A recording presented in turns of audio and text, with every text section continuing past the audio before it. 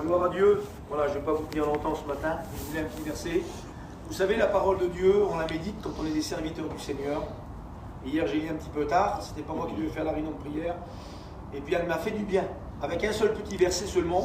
Alors, vu que ça m'a fait du bien, j'ai dit Seigneur, je vais partager ce petit mot-là. Regardez ce qu'il est dit dans Ésaïe, au chapitre 41, et au verset 6. Et chacun dit à son frère, courage. Alors c'est un petit mot tout simple, parce que nous sommes l'église du Seigneur, et on a besoin de s'encourager les uns envers les autres. Parce qu'on a un ennemi redoutable, lui c'est celui qui nous décourage, qui nous fait montrer toujours le négatif des choses, nos problèmes, nos difficultés, nos combats, et jamais l'ennemi voudra qu'on se tourne vers Dieu. Mais comme on est l'église du Seigneur, qu'on est des frères, qu'on est des sœurs, alors la Bible, elle nous appelle à s'encourager l'un à l'autre. Alors il dit que chacun dise à son frère, courage. Ça veut dire que si James, il a un combat, je dois me tenir à côté de lui et lui dire, courage James, Dieu est avec toi. S'il y a une sœur qui pleure, je dois aller l'encourager. S'il y a des serviteurs de Dieu qui sont découragés à cause de la mission, eh bien on a besoin d'aller vers eux, que de leur parler dessus, on a besoin de les encourager.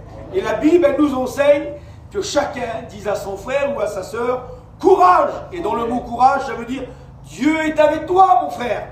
Et puis pourquoi je vous dis ça? Parce qu'il y a une petite histoire de la Bible, quand Israël, dans 1 Samuel chapitre 17, ils étaient en guerre contre les Philistins, vous connaissez cette histoire par cœur, c'est David et Goliath, mais Israël était dans un combat rude, un combat difficile. La Bible dit que le combat va durer 40 jours. Écoutez, 40 jours d'épreuve, 40 jours de tremblement, 40 jours de crainte, 40 jours de découragement. Imaginez-vous, puis la Bible dit que le matin et le soir, ce grand géant Goliath venait se présenter devant l'armée d'Israël, et puis commençait à insulter l'armée de Dieu. La Bible dit que le roi Saül, tous les grands hommes de guerre, ils tremblaient devant lui, ils étaient découragés. Le combat était difficile. Il faut dire la vérité, on a tous eu des combats comme ça. Où des fois on est dans un combat, et puis on est découragé, on a de la crainte, on a peur, on se lève le matin, il y a une angoisse qui nous tombe dessus, on se couche le soir, on tremble, et puis la Bible dit que tous les jours, ce géant se dressait devant eux. Il a insulté l'armée de Dieu, il y avait de la crainte, ils étaient dans l'effroi, Saül se cachait. Écoutez, c'était un combat vraiment difficile. Et puis il faut dire la vérité, frères et sœurs, on est 200 campings. Vous ne croyez pas qu'il y a des frères et sœurs qui sont dans le combat? Vous ne croyez pas qu'il y a des frères et sœurs qui ont de la crainte? Vous ne croyez pas qu'il y a des frères et sœurs qui pleurent la nuit? Vous ne croyez pas qu'il y a des frères et sœurs qui sont découragés à cause de l'ennemi? Des fois on est là, on ne fait pas attention, mais il y a combien de problèmes dans les foyers? Mais la Bible dit qu'il y avait un homme de Bethléem qui s'appelait Ésaïe, et il va dire à son fils David, qui est âgé à peu près de 17 ans, il était en train de garder ses brebis de son père, et il va lui dire, mon fils, cours vers tes frères, mais vas-y avec du pain. Ça veut dire qu'il y a un appel de Dieu là. Dieu nous appelle, peut-être à nous qui sommes peut-être plus forts. Cours vers tes frères, mais vas-y pas avec du champagne. Vas-y pas avec un gros repas. C'est pas de ça qu'ils ont besoin. Vas-y avec du pain. Et frères et sœurs, c'est ce que Dieu voudrait nous rappeler. Nous sommes peut-être en dernière ligne droite, il nous reste 15 jours, je l'ai rappelé hier. Mais il faudrait qu'on ouvre nos yeux. On les connaît les besoins sur la place. Les prières qu'on a écoutées tout l'été. Écoutez, le Seigneur nous appelle, à nous qui sommes ici ce matin, de courir vers nos frères, de courir vers les plus vieux, vers les plus jeunes, vers ceux qui pleurent, vers ceux qui sont découragés. Mais on va faire comment, Seigneur? Eh bien, vous allez y aller avec le pain de la parole de Dieu. Parce que la Bible dit que c'est le pain qui fortifie le cœur de l'homme. Aujourd'hui, on croit de satisfaire un inconverti en lui faisant une belle table. On fait la belle table, on l'invite, on s'occupe de lui, mais on ne lui parle pas du pain. C'est le pain qu'il faut leur donner. Et quand David il arrive là-bas avec le pain, je ne rentre pas trop dans l'histoire, la Bible elle dit qu'il va parler à Saül tout de suite, au grand roi d'Israël. Et puis quand Saül va dire t'es un jeune garçon, tu peux pas y aller. Et vous savez ce qu'il va dire David à Saül? Que personne, et c'est ça le mot que j'ai retenu dans mon cœur, Christophe, que personne ne se décourage à cause de ce Philistin. Eh bien moi je voudrais te le dire ce matin. Ne te décourage pas à cause de ce Philistin. Le Philistin, c'était le géant Goliath qui leur faisait peur. Mais il y en a que leurs Philistins, c'est leurs enfants, Gervais. Il y en a que c'est leur mari qui dure. Il y c'est une épreuve, le Philistin. Il y en a que c'est les finances, les Philistins. Comment je vais finir mes 3 semaines? Des fois, le Philistin est toujours devant nous tous les jours. On est découragé, on pleure, on est abattu.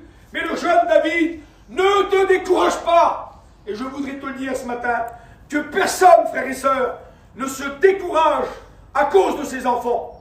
Que personne ne se décourage à cause de sa maladie. Que personne ne se décourage à cause de ses épreuves. J'ai mes vieux parents qui sont là. Ne vous découragez pas à cause de votre fils. Mais pourquoi tu dis ça, David? Parce que je sais en qui j'ai cru. Amen. Mon Dieu qui m'a délivré du lion et de la patte de l'ours me délivrera encore de ce Philistin. Mais c'est pas possible. T'es tout jeune, mon David. Mais si vous saurez la confiance que j'ai en Dieu, je sais que Dieu peut tout faire. Je sais qu'en un instant, il peut tout changer. Eh bien, je voudrais vous dire ce matin, Dieu peut tout changer. Ne vous découragez pas à cause de l'épreuve, de la maladie, des difficultés. Il faut se tourner vers Dieu ce matin. Et quand il est devant le géant Goliath, je passe vraiment l'histoire. Il dit, tu viens avec la lance, tu viens avec l'épée, tu viens avec le javelot, tu viens avec tout, toi. Mais dis-moi, quelle beauté, Seigneur. Je viens au nom de l'Éternel. Frères et sœurs, il faudrait venir devant nos problèmes comme ça ce matin. Tu as le droit de parler à ton découragement. Tu as le droit de parler à ton problème. Tu viens avec des mauvaises pensées. Tu viens avec ton épée. Tu viens avec des choses pour m'abattre, pour me faire déstabiliser. Mais moi, je viens au nom du Seigneur ce matin. Et vous savez ce qu'il va lui dire? Aujourd'hui, quelle beauté, Seigneur. Aujourd'hui, je vais donner ta chair aux oiseaux, là, aux bêtes des champs. Fini le Philistin. Et je voudrais vous le dire ce matin. Aujourd'hui, mon frère, ma soeur, il y a ta victoire. Aujourd'hui, finis ton découragement. Aujourd'hui, finis ton géant. Aujourd'hui, finis ton tremblement. Aujourd'hui, finis tes craintes. Et comment ça se fait, David? Il va dire, moi je le sais, je connais Dieu. C'est Dieu qui me sort de mes problèmes. C'est Dieu qui va t'abattre. C'est Dieu qui va donner la victoire sur le peuple. Et puis j'ai marqué ce petit verset-là, on ne va pas trop prêcher longtemps non plus. Mais ça me fait du bien la parole de Dieu. Dans le psaume 37 et au verset 5, c'est encore David qui a dit ça. Mais je voudrais qu'on le donne pour notre cœur ce matin. Il dit, mets en lui ta confiance. Écoutez, c'est beau, frères et sœurs, c'est des versets qu'on connaît par cœur. Mets en lui ta confiance. Et il agira. David avait confiance en Dieu, le géant a tombé. Et je voudrais vous le dire ce matin, chrétien, chrétienne, mets dans le Seigneur toute ta confiance. Et il va agir pour tes vies. Il va agir pour ta maladie. Il va agir pour ton épreuve. Il va agir pour tes finances. Vous savez, on croit que tout le monde est bien. Vous savez qu'il y en a, frères et sœurs, que tous les jours, ils ont de la crainte parce qu'ils ne savent pas comment ils vont faire. Mais je voudrais te le dire ce matin. Mets en Dieu ta confiance. Il agira pour tes enfants. Il agira pour tes finances. Il agira pour tes problèmes. Il agira pour tout ce qui va se passer cet hiver. Tous ces doutes, ces tristesses, ces difficultés. Mets en lui ta confiance et Dieu va agir. Mais j'ai un verset que je voudrais vous lire, frères et sœurs, qu'on cite dans nos réunions d'évangélisation. Mais je dis Seigneur, je ne veux pas dire ça ce matin. C'est Jésus qui a dit ça dans Matthieu chapitre 11 et verset 28. Il va dire, venez à moi. Et c'est tout simple ça. Vous tous qui êtes fatigués et chargés. Des fois on est fatigué, on est chargé. Mais il faut venir vers lui ce matin. Et il dit, je vous donnerai du repos. Il y a une petite histoire, je suis obligé de vous le dire. Je ne savais pas comment faire. Il était très tôt ce matin. Ce matin, je voudrais vous inviter à venir vers le Seigneur. On le dit à nos inconvertis, mais qu'est-ce qu'ils font? Mais nous, on est des chrétiens ce matin. On est là pour prier et je voudrais qu'on vienne vers lui. Je voudrais qu'on vienne chercher du secours en lui. La Bible dit qu'il est le secours qui ne manque jamais dans la détresse. Un jour, il y avait un homme qui avait un grand problème avec son foyer. Pareil, on le cite dans nos réunions d'évangélisation, c'est Jairus. Un problème comme lui était très difficile. Sa fille était en train de mourir. C'était vraiment un grand problème, une grande difficulté. Le noir est venu, la tristesse est venue, les pleurs est venue. La famille n'a rien pu faire, les finances n'ont rien pu faire. Sa position de chef n'a rien pu faire. Mais tout près de son village, quelle beauté Seigneur, il y avait celui qu'on appelle Jésus. Alors c'était pas facile de s'approcher de lui. C'était quand même un chef de synagogue, un juif pieux. Mais la parole de Dieu nous dit qu'il n'a pas regardé à sa position. La Bible dit qu'il est venu vers lui. Avec un cœur humble, il s'est mis à terre. Il a commencé à dire, Seigneur, j'ai ma fille qui est en train de mourir. Elle est à l'extrémité là-bas. Moi, j'ai rien besoin dans mon cœur. Mais dans ma maison, là-bas, il y a de la souffrance. Dans ma maison, il y a des pleurs. Dans ma maison, j'ai un besoin avec ma fille. Il faudrait venir comme ça avec le Seigneur ce matin. Dire, Seigneur, moi, je suis bien là. Je vois ma petite nièce, mais j'ai mon père qui est là-bas. Je vois l'autre là-bas, mais j'ai quelqu'un qui est malade là-bas, il est à l'extrémité, il est loin.